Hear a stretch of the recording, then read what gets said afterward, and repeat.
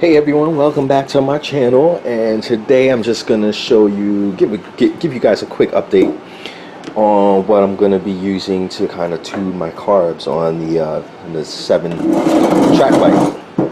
And I have this meter from Innovate Motorsports. I like it.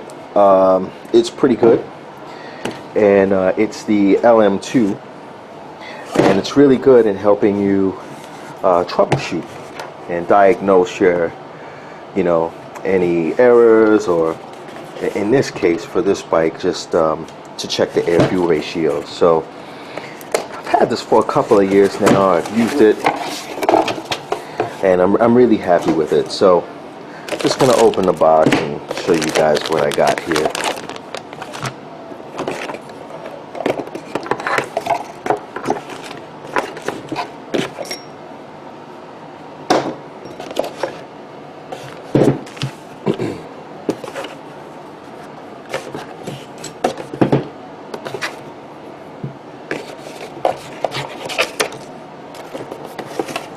We'll put this somewhere else. So here's the unit, and it's not too big. It's compact. They actually have holders for this, and you can sit it in a holster. It's really designed for cars, and that's why it's like that.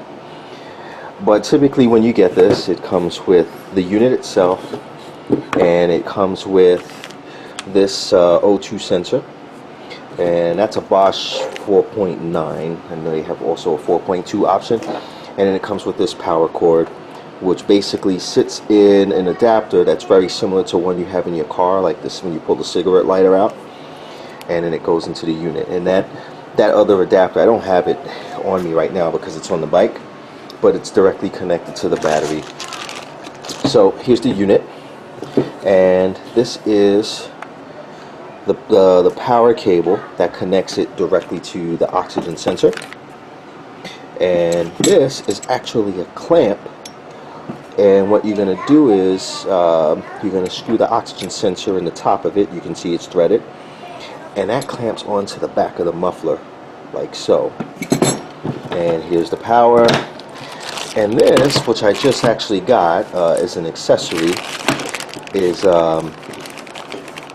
this is an inductive clamp, and it basically picks up the RPM from one of the spark plug wires. And basically you just hook it all up, and you find a place to secure it on the bike, and then you'll get a few readings.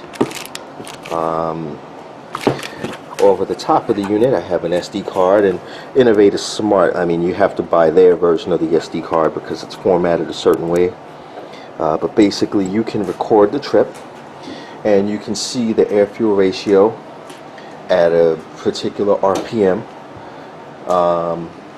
for a given at a point in time on the ride. Now, it doesn't have a TPS, so it can't tell you the percentage of the throttle opening, but it tells you, you can log your ride. I mean, and you can basically pay attention to how you're opening the throttle. I like to keep it in first or second gear and just go through the RPM range, and that will give me like a pretty good indication of of what I was doing with the throttle during the run. So why don't I do this? Why don't I sit the camera down, and I'm going to start just kind of mocking this up so you guys can see it. Alright, so far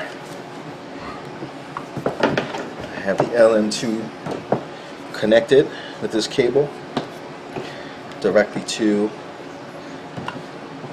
the oxygen sensor.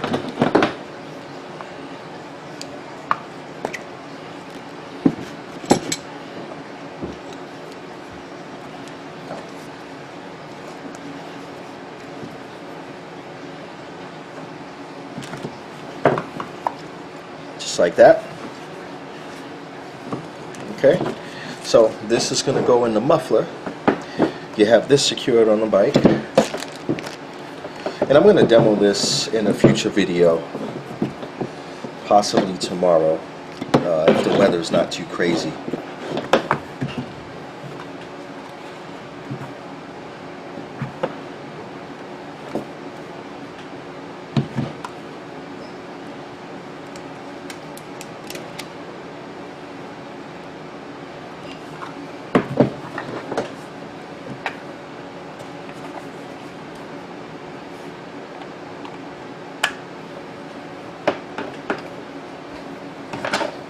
Okay, so got the power cord here. The O2 sensor is connected there, and the RPM clamp is right here on the side, and that goes right over a spark plug wire.